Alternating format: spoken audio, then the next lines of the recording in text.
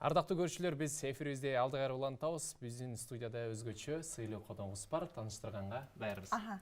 Кыргыз Республикасынын эл артисти, Токтогул атындагы мамлекеттик сыйлыктын лауреаты, искусство таануу илимдеринин доктору, Казакстандын 2-даражадагы достук орденинин ээси жана жөн гана ар бир кыргыздын жүрөгүнөн түнөк тапкан Алматыга бараткан кыз Роза Аманова эжекебиз бизде конокто. Кутман таңыңыз менен.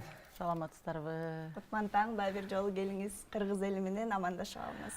Ошол жалпы телекөрүүчүлөр менен арбаңыздар деп ушул таңда сиздер менен көрүшүп отурганыбызга ыраазычылык билдиргибиз келет. Сиздердин дагы ушул студияга чакырып, ушундай бизге бир шарт түзүп бергениңиздер үчүн ыраазычылык билдиребиз.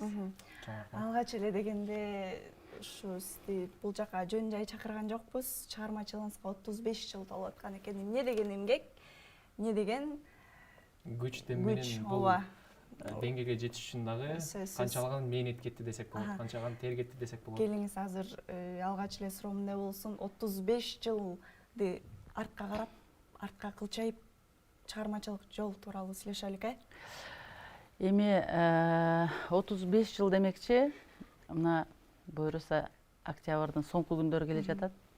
Бекеринен 28-29 деген дата тандалып алынган жок концертке. 1987 жылы, башкача айтканда өткөн кылымда, мындан 35 жыл мурун, 1987 жыл 29 октябрда мен ушул Токтогул Сатылганов атындагы улуттук филармониянын чоң залына 14 жашымда сахнага биринчи жолу чыккам. Кудай буйруса, мына 29 октябрда быйыл 36 жылга толот да. Бүгүнкү күндө 35 жыл менен жашап атабыз. Былтыр ошол 2022 жылы 22 октябрда 35 жыл болду. Чындыгында билген кишиге, түшүнгөн кишиге бул бир өзгөчө мерчем, мезгил. Ошол 14 жашымда Токтогул Сатылганов атындагы улуттук филармонияга чыккан күн, али күнгө чейин көз алдымда. Себеби ошондогу толкундоо ар дайым мени коштоп отурду. Туганбай Абдиев деген заманыбыздын залкары, салттуу музыкалык искусствонун алып жүрүүчүсү агабыз биздин кетмен төбөлүк. Ошол киши ошол мен Күреңкеевке тапшырардын алдында Токтогулга келип калып, бир концертке чогуу катышкам. Анан ой, сен талантың бар кыз экенсиң, сен Мураталы Күреңкеев атындагы училищеге барып оку. Ал убакта 8 класстан келчүбүз да. Азыр эми 9 болуп калбадыбы? Орто эмес баягы толук эмес орто мектепти бүтүргөндөн. Анан келип мен Мураталы Күреңкеев атындагы окуу жайга тапшырдым. Биринчи курста болчумун. Ошол сентябрда сабак башталса, бир айдан октябрда сахнага чыккан күн али күнгө чейин эсимде да. Мына ошентип башталган күн 35 жылды карытып коюптур, билинбей эле.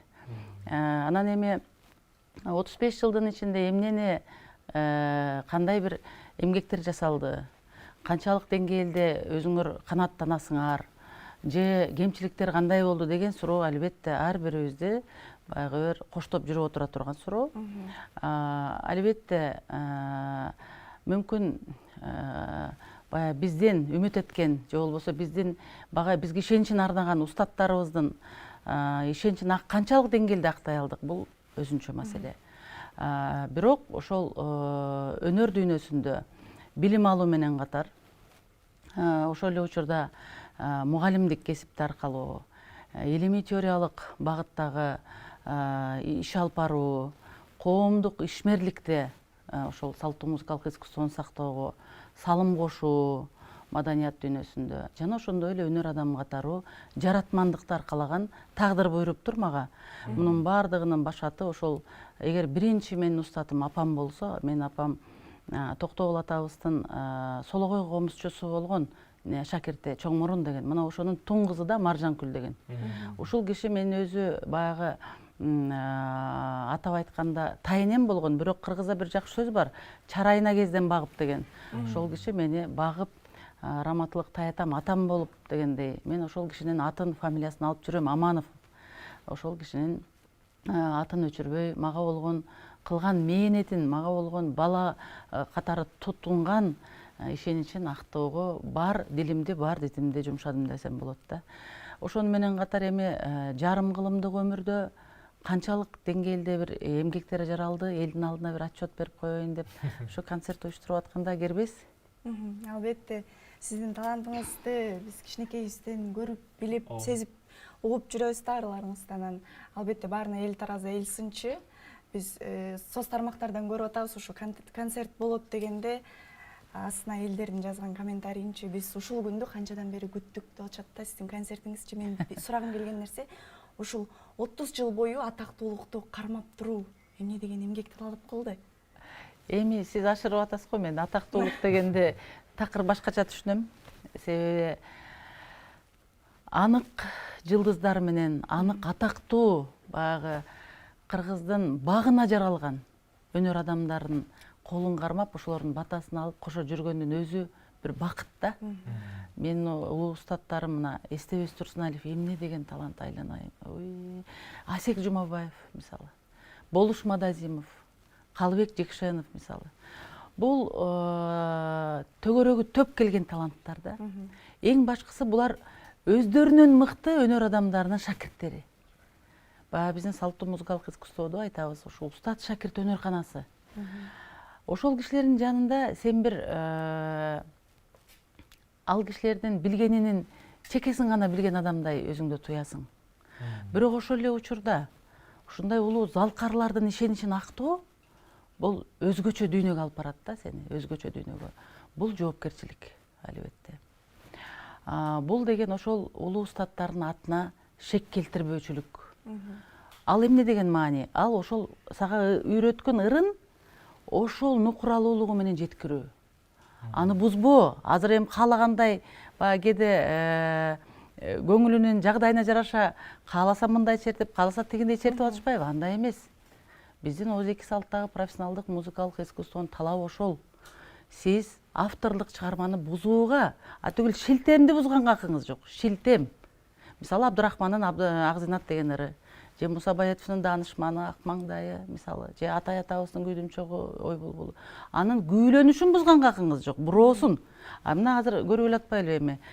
Каалаган буроодо, каалаган шилтемди атаган көрүп иш кылып, биз бир аз маани бербей атабыз. Бул устат шакирт өнөрканасындагы таберик нерсени кийинки муунга ошол боюнча жеткирүү бирден бир шакирттин милдети да.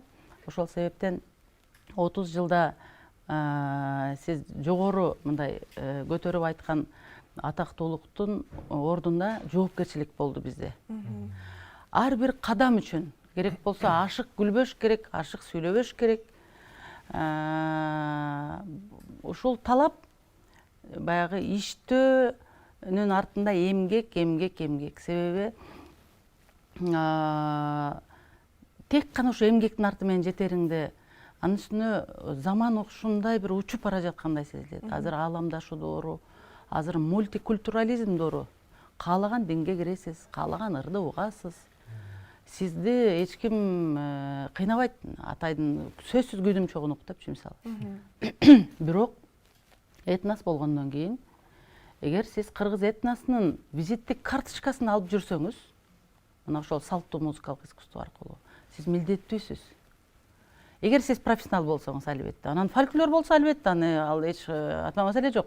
Фольклордо эч ким кыйнабайт сизди. Кааласаң ырдайсың, кааласаң комуз менен ырдайсың, каалабасаң чыкпай коесуң элдин алдыначы. Эгер сиз профессионал болсоңуз, критерийлерди ооз-эки салттагы профессионалдык музыкалык искусствонун критерийлерин сактоого милдеттүүсүз.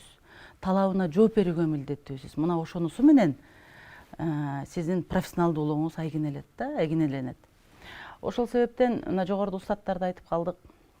Илгери биз баягы концерттерге барчубыз да.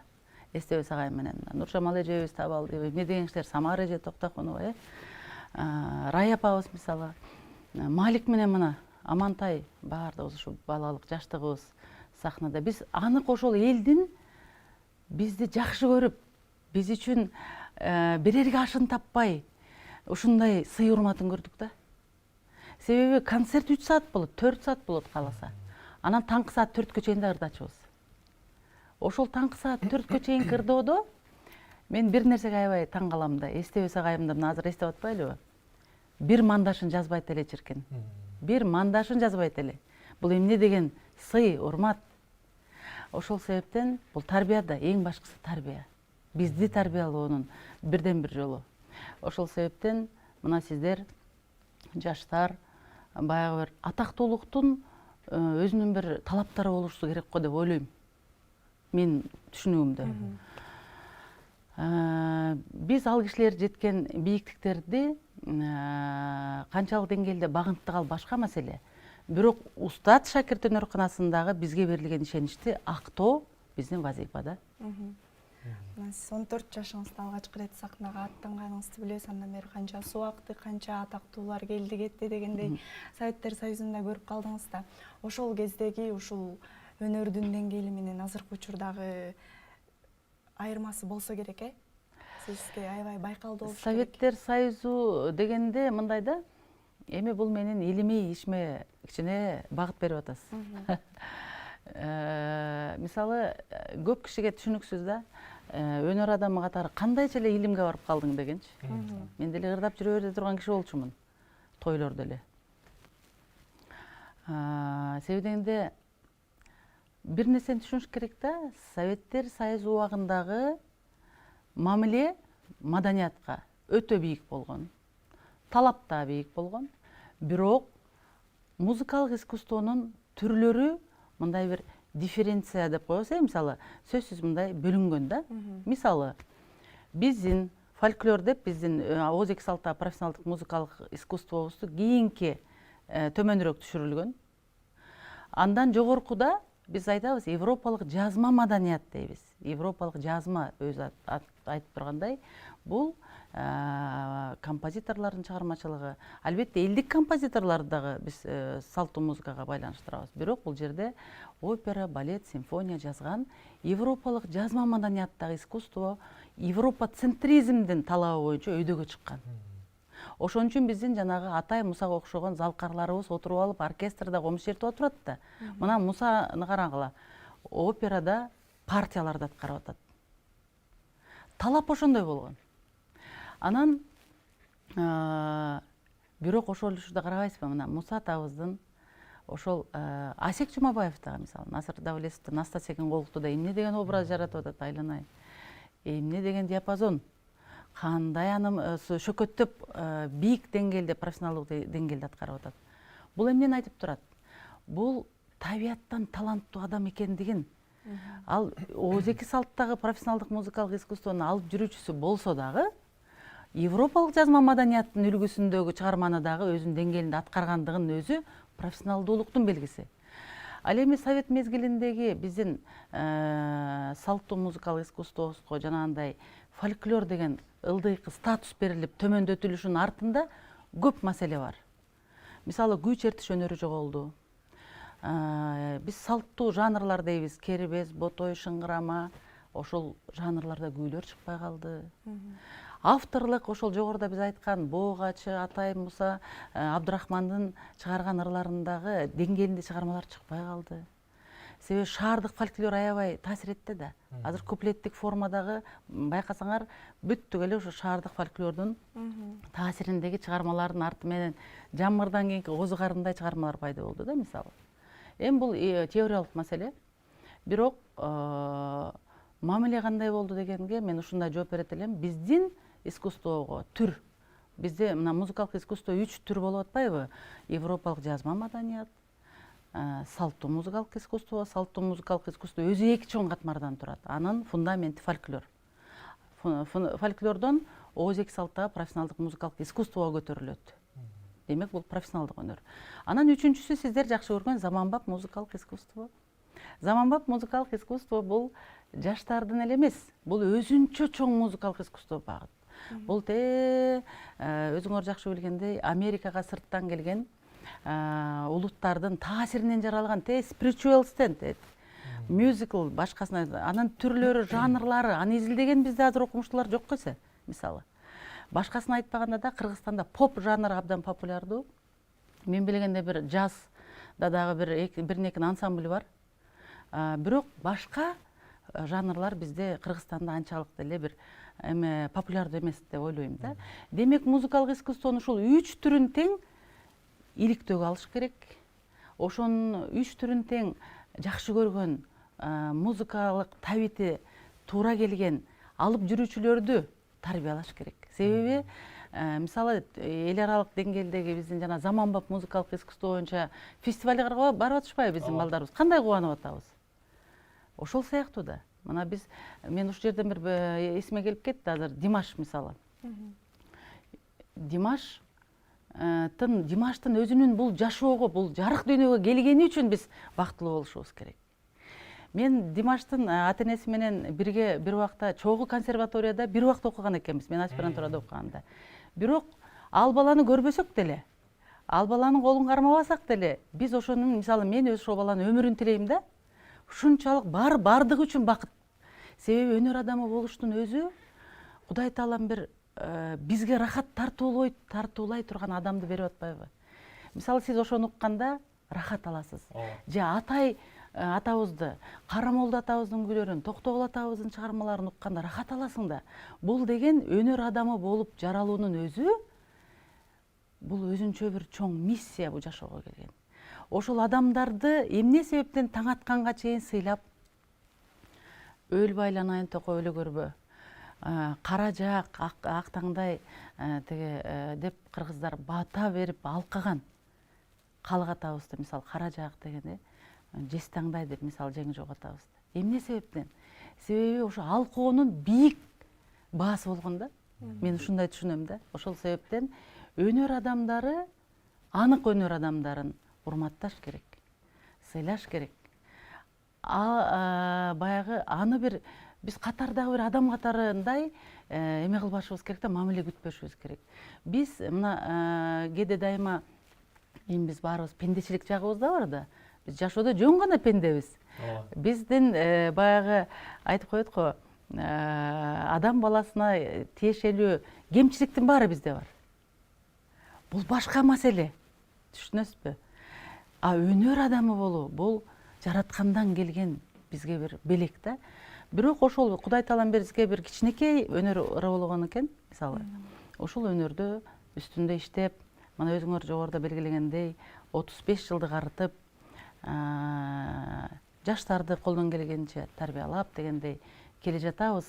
Эң башкысы элибизде тынччылык болсун, жергебизде тынччылык болсун. Анан баягы биз жана айтып өтүп кеттим, Советтер Союзу убагындагы Европа центризмдин мамилесин азыр толук оңдоп койгонго сонун мүмкүнчүлүгүбүз бар. Себеби биз эгемендүү өлкөдө жашап жатабыз. Мисалы мына биздин Манас театрыбыздын курулушу кандай сонун бир кубануу. Өзүнчө театр болуу деген бул укмуштуу да. Бирок ошонун дагы алдындагы аткара турган иштерин, эртең элге пайдалуу боло турган эмгектерди жасоо керек да. Себеби күнүмдүк тегирмен жумуш, күнүмдүк абдан көп да. Биз баягы Коичиро Мацуронун айтып кеткен жакшы сөзү бар.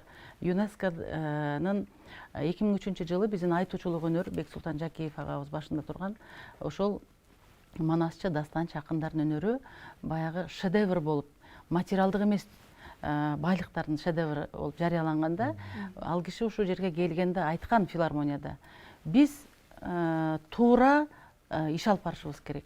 Кыска мөөнөттө жасала турган жумуштар мына бул бүгүнкү жана жогоруда сөз болгон күнүмдүк концерттер, майда чүйдө иштер. Анан кийин келечек үчүн жасала турган программа. Келечек үчүн атайын маданият саясатын үстүндө иш алып барабыз абзел да. Мындай суроо болсун. Сиздей талантты студиябызга чакыргандан кийин сөзсүз түрдө сурагым келген нерсе, мындай таланттуулар көп да, негизи кыргыз элиндечи аябай таланттуулар көп. Ошол эле учурда өзүнүн жанрын таппай жүргөндөр да, туура эмес тандалгандар да бар да. Ошолорго сын пикир дейбизби же бир кандайдыр бир нукка саласызбы? Ушулар тууралуу да айта кетсеңиз. Өзү негизи мен эки нерсени айткым келет ушул жердечи, мугалим катары. Биринчиден мен устаттарым айтат эле да. Мисалы Асек апам айтчы. Ой, Роза, сен бар да мен өлбөйм дечи. Мен мисалы мүмкүн ошол убакта аңдабагандырмын бул сөздүн маанисин. Мына көз өтүп кетти, бир канча жыл болду. 2005 жыл көз өттү кишинен. Кандай бийик киши. Менин кулагыма күмүш сырга кылып, ошол убакта акырын угутту салып койгонун караңыз. Мен азыр баскан турган жеримде Куран окуганда мисалы сөзсүз улуу устаттарым атын кошуп окуйм. Баскан турган жеримде дайыма баягы бир таазимимди ошол улуу устаттарым арбагынын алдында жасайм да. Мына бул арбакта улуу устаттардын атын унутпоо, мисалы. Шакирт деп калбадыңызбы? Экинчиси, илимде мындай түшүнүк бар. Эгерде сиз жетекчиңизди туура тандасаңыз, бул баягы илимий ийгиликтин 50%-нин жеңиши да, мындайча айтканда жыйынтыгы деп. Айтып атпайсызбы сиз жогоруда кайсыл багытта өзүн таппай жүргөндөр бар? Устат туура тандалыш керек. Устат, мектеп. Ал анан биздин мыкты музыкабетибиздин бир сөзү мага аябай жагат да, Разия Мадылбековна Сырдыбаеванын. Биз 2004-жылдан бери салттуу музыка күнүн өткөрүп келе жатабыз го, билесиңер, 25-апрель деп. Ошондо бир жолу бир сонун баягы элге ошо салттуу музыканын ал акыбалы жөнүндө айткан сөзү бар да. Бүгүнкү күндө мугалимдер кимдер? Булар баардыгы эмес албетте. Бир канча проценти дейли. Колдон келишинче азыраак проценти деп өзүбүздү жоготкотолу. Мисалы, эми ал кишинин сөзү боюнча катуураак айтылган инвалид мугалимдер деп. Себеби дегенде, өзү комузду жакшы черте албайт. Бирок комуздан сабак берет. Макулсузбу? Барбы ушундай мугалимдер? Бар. Өзү мисалы комузда Абдрахмандын агзынатын чертүүсүн билбейт, же ырдай албайт. Бирок ошол элдик ырдан сабак берет. Же болбосо дастандарды өзү дастан айтып сахнага чыкпайт, бирок дастандан сабак берет. Мен эми өзүбүздүн эле мисалды айтып атам. Демек биз баягы окутуу маселесине көңүл бурушубуз керек да. Бул жерде биздин билим министрлигиндеги, биз жанагы айтып атпайбызбы, жумушчу программа деп атпайлыбы? Мына ошол жумушчу программадагы же болбосо окуу планындагы ошол музыкалык искусствонун алып жүрүүчүсү боло турган келечектеги өнөр адамдарын тарбиялоонун жолун табышыбыз керек. Мисалы, Азербайжанда бир сонун эме жасашыптыр. Буларда мугам искусствосу, дүйнөлүк деңгээлге чыккан искусство да. Баягы теориялык сабактар менен катар ооз-эки сабак берүү методикасын киргизишиптир. Баягы илгеркидей кылыпчы. Советтер Союзу убагына чейинки. Мугамное искусство дейт, мында тек гана ооз-эки өтүш керек. Устная память деп атпайбы? Устная, ооз-эки сакталышы керек да. Ошол себептен мен оюм боюнча ушул аутентикалык жазууларды угузуш керек. Эми ал видео материалдар жок, макул. Биз эми көрбөй калдык дейбиз. Бирок сонун материалдар бар да. Биздин ошол материалды угуш керек. Эмне себептен ал ошол А тамгасын ушинтип тоголок кылып айтып атат? Эмне себептен? Табыш керек. Мисалы, вокалдык техника европалык жазма маданиятта деле ошондой эле. Ошол эле демди аласың. Ошол эле техниканы колдоносуң. Бирок сен өзүңдүн этностук, менталитеттик же болбосо сен өзүңдүн маселелериң бар да, мисалы, сөздү туура айтууда, же болбосо созууда. Бизде мисалы каңшаар же болбосо көмөкөй менен ырдоо дейт да. Мисалы, аны музыкалык тилге которсоң фальцет деп которулат. Фальцет десең болбой калат. Мисалы, демек, мен ойлойм ошол бүгүнкү күндөгү устат шакирт өнөрканасына мындай бир жаңыча же болбосо баягы бир тарыхты изилдөө менен бирге биздин улуу устаттардын методикасына кайрылуу керек да. Кеңсеми мурда сөздүн башында айтып кеттиңиз, алкарлардын ырларын угуу бул өзүнчө рахат деп. Анан биз да сиздин ырларыңыздан рахат алабыз. Студиядан сизден бир сонун чыгарма болсун көрүүчүлөрүбүз. Мен азыр ойлоп атам, эми сиздердин эфириңер абдан кыска да. Ошон үчүн мен бир жума боло элек го дейм. Ошо жаңы бир чыгарманын бет ачарын жалпы журтка тартууладым. Бул чыгарма бир топ жыл мурун чыккан. Бирок ошондой болсо да, ошол ал жаңы чыгарманы клиптен көрүңүздөр, урматтуу көрөрмандар. Эми мына концерт берип отургандан кийин бул концерт жана жогоруда айтпадыкпы, биз сиздер менен өтө маанилүү суроолорго өтүп кеттик ушу концерт жөнүндө бир ооз айтып. Ал жерде мен 35 жылда баягы илимий чөйрөгө аралашкандан кийин ошол салттуу музыканы алып жүрүүчү болгон музыканттарды чакыруум, ошол концертке катышуусу мен үчүн маанилүү болду да. Ошону айта кетейинчи.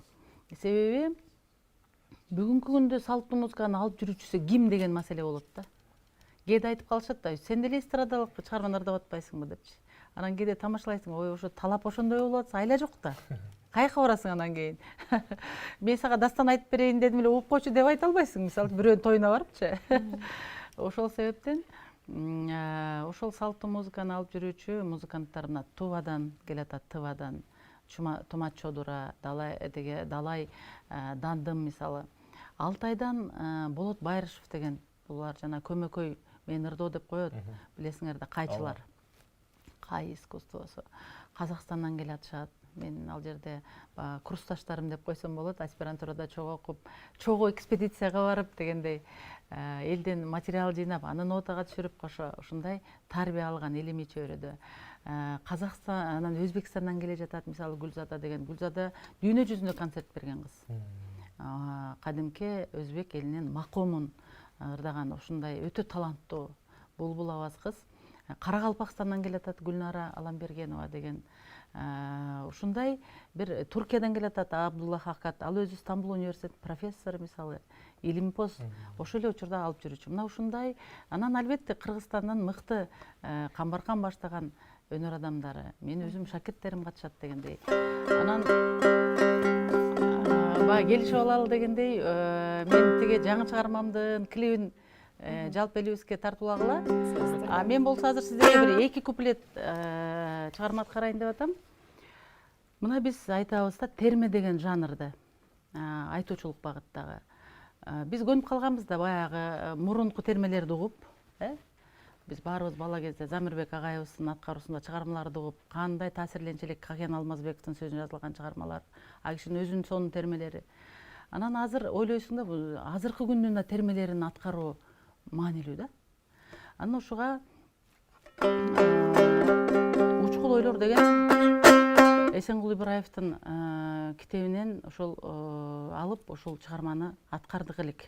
Мен Маржан тобу менен аткарып жүрөм, мен ошол Учкул ойлордон бир 2 куплет аткарып берейин.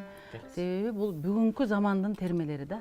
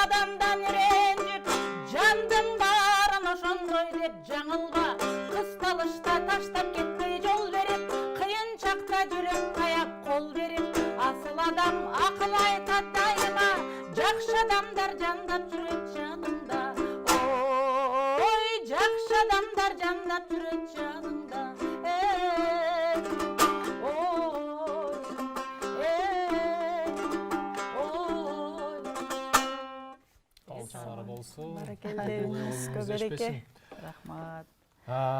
Негизи акыркы суроо болсун сизге. Комузду көрүп аябай бир суроо келип кетти. Бул комуздун тарыхын сурагым келип атат сизден. Тарыхы болгондо кандай тарыхын же бул ушул комуз жөнүндө? Ушул комуздун өзүңүздүн. Мен бул комуз маселеси бүгүнкү күндө аябай маанилүү болуп калды да. Себеби комуз чапкан усталарыбыз абдан көп бизде деле, Кудайга шүгүр.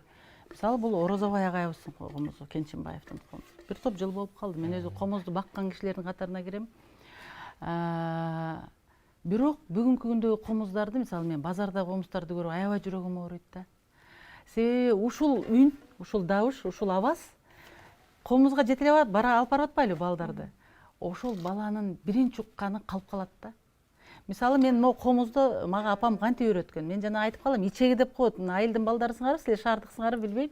Айылдыкпыз. Айылдагы балдар билет, биз мешке от жакканда ичеги даярдачубыз. түшүнөсүңөрбү ичеги дегенде. Азыр мен кээде ошол сөздөрдү айтсам, сиз кандай сөздөрдү айтып атасыз дешет да. Мисалы, атайын мен баягы атам 6 жашымда каза болуп калып, эркектин жумушун жасаган кызмын да.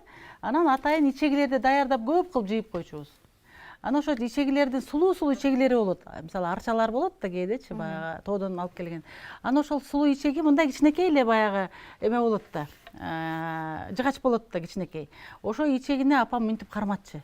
Муну кармасаң мына мындай депчи, 5 жаштагы кызды элестетиңиз. Демек ал постановка экен да көрсө, карабайсызбы? Мен жана мугалимдерди бекер айткан жокмун, жанагы атын катуураак айттык го бир аз, инвалид депчи.